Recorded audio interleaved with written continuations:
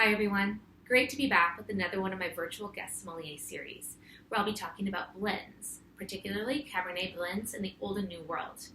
For those who haven't seen my last couple of segments, my name is Kim Stone, and I'm a certified sommelier, as well as have my diploma in wine and spirits from the Wine and Spirits Education Trust. But for the purpose of today, I'm a friend of Justin's, owner of Resolute Wine Bar, and we're bringing wine advice to you in a new way. With so many restaurants and wine bars either closed or moving to the online ordering or takeout model, you may be missing your favorite song. So I'm composing 10-ish minute virtual sommelier segments to drop some knowledge about different wines that can be purchased at Resolute. The link for the featured wines will be in my bio. Full disclosure, I am the Penfolds brand ambassador for Northern California, so each segment features a Penfolds wine that presents a great backdrop to speak educationally about important wine regions and varietals. Today we're going to be talking about Cabernet Sauvignon, but in particular Cabernet blends. Cabernet is an extremely popular grape that's taken the world by storm, both in varietally pure expressions as well as in blends, which often command even higher price points than wines comprised of 100% Cabernet. Now why is that? Why is Cabernet Sauvignon, which is an extremely popular grape on its own accord, so commonly blended with other grapes, oftentimes with greater renown than its varietally pure counterparts? To answer this question, we'll be talking about two wines, 2009 Chateau Belgrave, a 5th growth Bordeaux blend from the Haut-Medoc, and 2017 Penfolds Bin 389 Cabernet Shiraz from South Australia. But let's first talk a little bit about Cabernet Sauvignon as a grape. Cabernet is the offspring of two popular grapes, Cabernet Franc and Sauvignon Blanc, a cross that was thought to have happened spontaneously when the vines were planted side by side in Bordeaux centuries ago.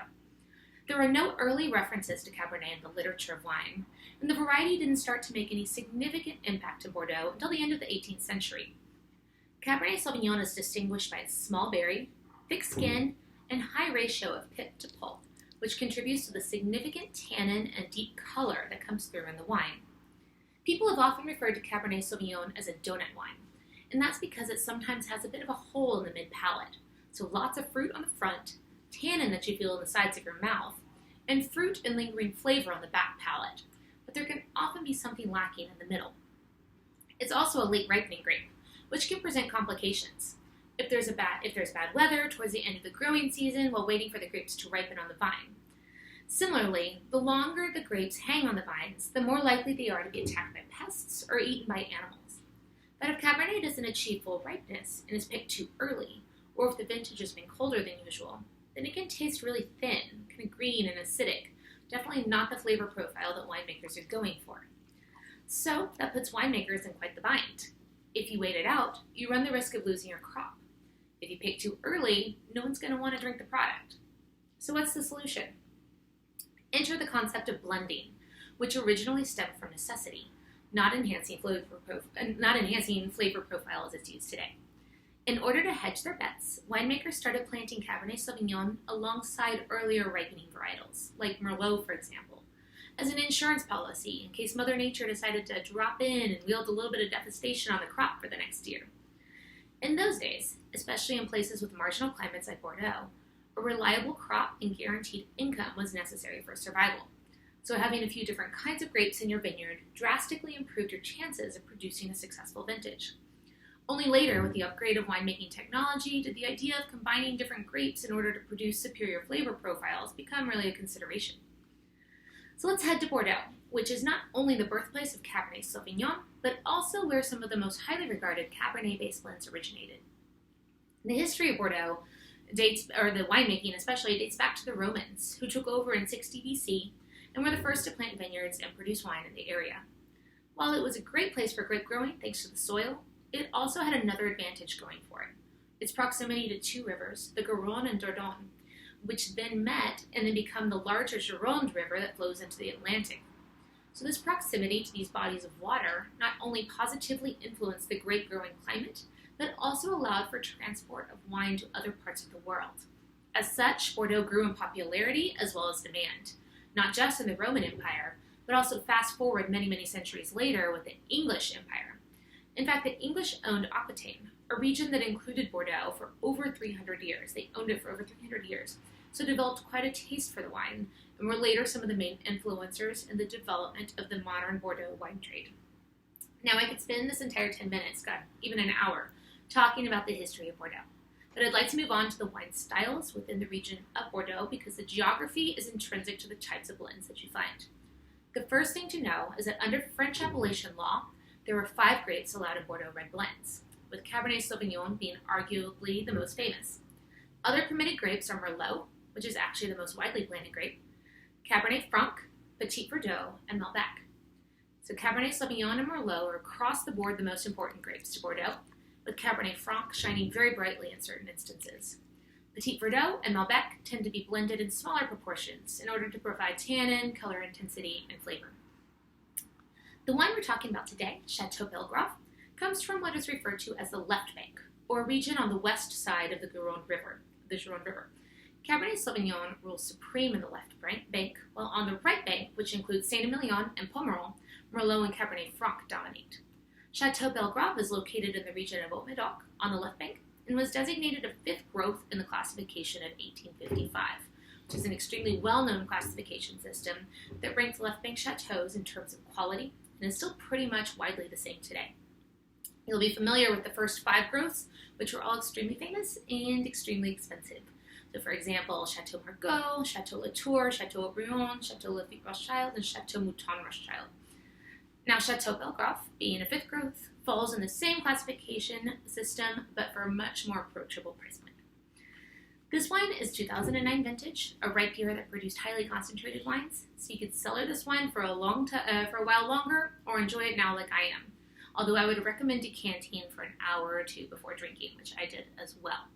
So this is an almost classic blend for the left bank, except for the lack of Cabernet Franc, which Chateau Belgrave doesn't include in its blend. So it breaks down to 75% Cabernet, 20% Merlot, and which will add some softness and plushness to the palate, and then 5% Petit Verdot. So in the glass, you're met with a really nice perfumed nose, and I taste lots of black fruit, black currant, blackberry, black cherry, along with kind of this graphite note, a bit of a gravelly minerality, and finishes off with some nice baking spice for a pop.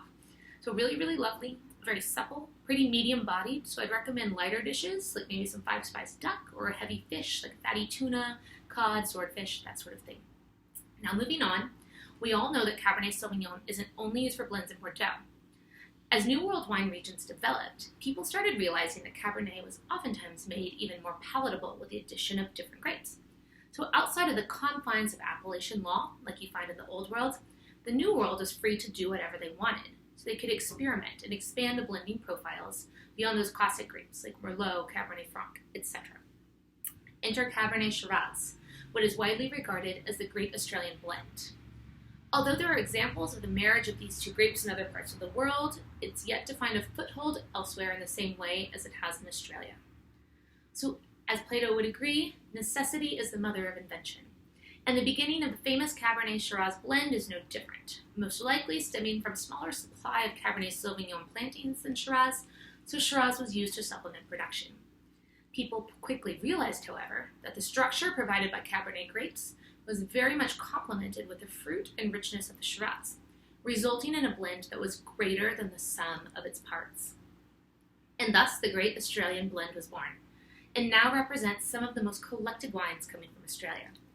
In fact, the greatest wine thought to have ever been made in Australia was the 1962 Penfolds Ben 60A, a Cabernet Shiraz blend that won 19 trophies and wasn't made again until the 2004 vintage, so definitely a wine of legends. Another one of the flagship Australian Cabernet Shiraz blends is Penfolds Ben 389, a stalwart of the Penfolds wine family, and as such is made every single vintage. Now, if you've tuned into my last segments, you'll know that Penfolds was founded in 1844 and primarily produced fortified wines for the first 100 years. First for Dr. Christopher Rawson Penfold's medical practice, and later for the Australian market. When Max Schubert took over as chief winemaker in 1948, he launched a new era in Australian winemaking with his release of Grange in 1951. And then in 1960, just 9 years later, continued this evolution with the release of Ben 389 Cabernet Shiraz. In fact, this wine is dubbed the Baby Grange, because components of the wine are aged in the same American oak barrels that aged the previous vintage of Grange. So for example, Grange spends 20 months in new American oak hogsheads, and after this first use, The barrels are then retired for components of Ben 389 aging.